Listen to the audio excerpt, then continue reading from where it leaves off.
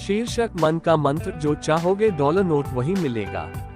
अपने मन में जिस चीज का विचार करोगे वही चीज तुम्हें मिलना शुरू होगी। अगर पैसे के बारे में विचार करते हो तो आपके पास पैसा आना शुरू होगा। अगर आप अपने प्यार के बारे में विचार करोगे तो आपको आपका प्यार जल्द ही मिलेगा। गौतम बुद्ध के अनुसार हम वही बनते हैं जो हम सोचते हैं। जिस तरह कोई व्यक्ति बुरी सोच के साथ बोलता या काम करता है तो उसे कष्ट ही मिलता है, वही यदि कोई व्यक्ति शुद्ध विचारों के साथ बोलता या काम करता है तो उसकी परछाई की तरह खुशी उसका साथ कभी नहीं छोड़ती है।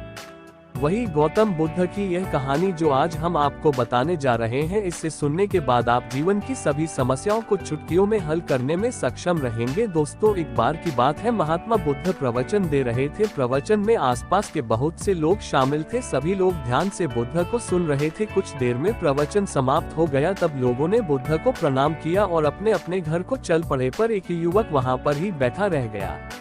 बुद्ध की नजर उस युवक पर पड़ी तो वे पूछ बैठे, क्या बात है वत्स, कोई जिज्ञासा है क्या? युवक बुद्ध के पास गया और प्रणाम करके बोला, प्रभु बहुत उलझन में हूँ, जितना इस बारे में सोचता हूँ उतना ही उलझ जाता हूँ। कैसी उलझन है वत्स? बुद्ध ने प्रश्न किया। युवक हाथ जोड़कर बोला, प्रभु ये संसार कितना विशाल है। संसार में लाखों करोड़ों लोग निवास करते हैं, उनमें भी एक से बढ़कर एक विद्वान, कलाकार, योद्धा। ऐसे में उन सबके बीच मुझ जैसे सामान्य प्राणी का क्या मूल्य है? युवक की बात सुनकर बुद्ध मुस्कुरा दिए। वे बोले, तुम्हारी जिज्ञासा का उत्तर मिल जाएगा, पर इसमें थोड़ा सा समय लगेगा।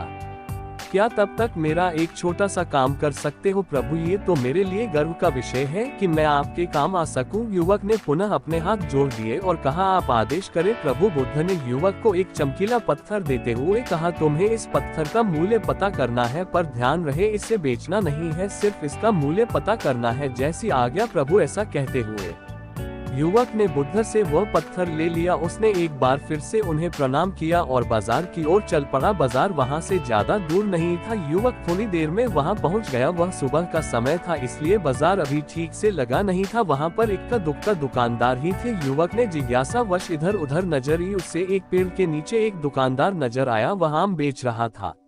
युवक उस दुकानदार के पास पहुंचा और उसे पत्थर दिखाते हुए बोला, क्या आप इस पत्थर की कीमत बता सकते हैं? दुकानदार एक चालाक व्यक्ति था। पत्थर की चमक देखकर वह समझ गया कि अवश्य ही यह कोई कीमती पत्थर है। वह बनावटी आवाज में बोला, देखने में तो कुछ खास नहीं लगता, पर मैं इसके बदले 10 आम दे सकता हूँ। दुकानदार की बात सुनकर युवक को हल्का सा क्रोध आ गया। वह मन ही मन बुदाया, समझता है इतना सुंदर पत्थर और इसका मूल्य सिर्फ 10 आम, अवश्य ही यह झूठ बोल रहा है। युवक को चुप देखकर दुकानदार बोल उठा, क्या कहते हो, निकालूं आम? पर युवक ने दुकानदार को कोई जवाब नहीं दिया। वह चुपचाप आगे बढ़ गया। सामने एक सब्जी वाला अपनी दुकान सजा रहा था।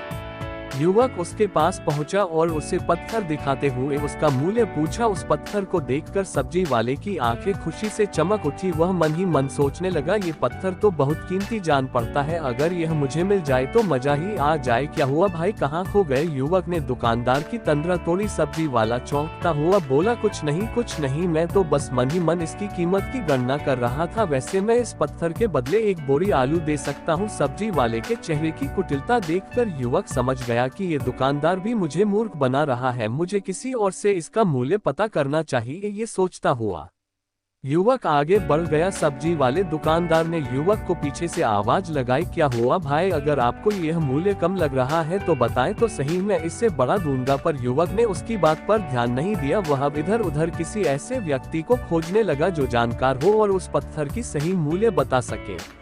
युवक को लग रहा था कि अवश्य ही यह कोई कीमती पत्थर है, शायद कोई जोहरी इसका सही मूल्य बता सके। ये सोचता हुआ युवक एक जोहरी की दुकान पर पहुंचा। जोहरी अपनी दुकान को अभी खोल ही रहा था। उसने युवक को अपनी दुकान की ओर आते हुए दूर से देख लिया था। साथ ही उसने युवक का हुलिया देखकर यह भी भांप लिया था कि यह कोई गरीब व्यक्ति है जो संभवतः कोई गहना बेचने आया होगा। जोहरी ने हाथ जोड़कर युवक को नमस्कार किया और मुस्कुरा कर पूछा, बताएं महोदय, मैं आपकी क्या सेवा कर सकता हूँ? युवक ने बुद्ध का दिया पत्थर अपनी हथेली पर रख दिया और बोला, इसका मूल्य पता करना था। पत्थर को देखते ही जोहरी उसे पहचान गया कि यह बेशकीमती रूबी पत्थर है जो किस्मत वाले को मिलता है। वह बोला, पत्थर मुझे दे दो और मुझसे 1 लाख रुपए ले लो। कहते हुए जोहरी ने पत्थर लेने के लिए अपना दाहिना हाथ बढ़ाया, पर तब तक युवक ने पत्थर को अपनी मुट्ठी में बंद कर लिया था। उसे पत्थर के मूल्य का अंदाजा हो गया था, इसलिए वह बुद्ध के पास जाने के लिए मुड़ गया। जोहरी ने उसे पीछे से आवाज लगाई, अरे रुको तो भाई, मैं इसके 50 लाख दे सकता हूँ। लेकिन युवक को वह पत्थर बेचना तो था नहीं, इसलिए वह रुका नहीं और दुकान के बाहर आ गया। पर जोहरी भी कम चालाक नहीं था, वह उस अनमोल पत्थर को किसी भी कीमत पर अपने हाथ से जाने नहीं देना चाहता था। वह दौड़कर उसके आगे आ गया और हाथ जोड़कर बोला, तुम ये पत्थर मुझे दे दो, मैं इसके बदले 1 करोड़ देने को तैयार हूँ। युवक को जोहरी की बातों में अब कोई रुचि नहीं रह गई थी, वह जल्द से जल्द बुद्ध के पास पहुँच जाना चाहता था।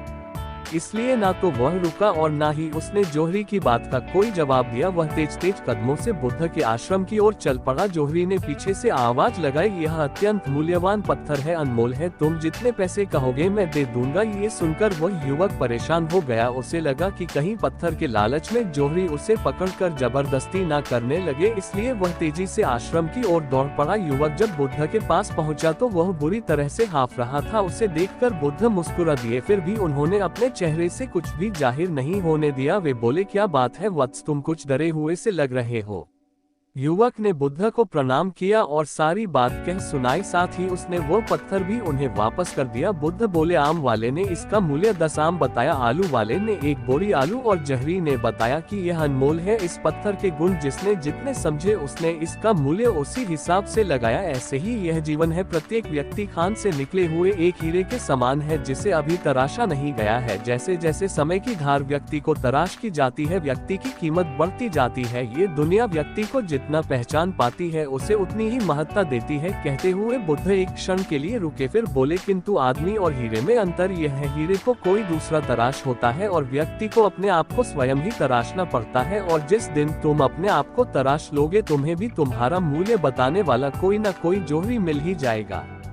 गौतम बुद्ध उस लड़के को ये सीख देना चाहते थे कि जो इंसान अपने मन में खुद के बारे में विचार करता है वह व्यक्ति उसी के समान बनता जाता है। किसी इंसान को अगर दुनिया की किसी भी चीज से सच्चे मन से लगाव हो तो वह इंसान उस चीज को प्राप्त कर लेता है। वही जो इंसान अपनी मनचाही चीज को प्राप्त करने में असमर्थ है, उस इंसान ने अपने मन में सच्चे भाव से उस चीज को चाहा नहीं होता है। वही दोस्तों, गौतम बुद्ध की इस प्रेरणादायक कहानी को आप अपने मित्रों के साथ शेयर जरूर कीजिए ताकि उन्हें भी गौतम बुद्ध के असल ज्ञान के बारे में पता चल सके। और कमेंट बॉक्स में नमो बुद्धाय लिखना ना भूले। नमो बुद्धाय।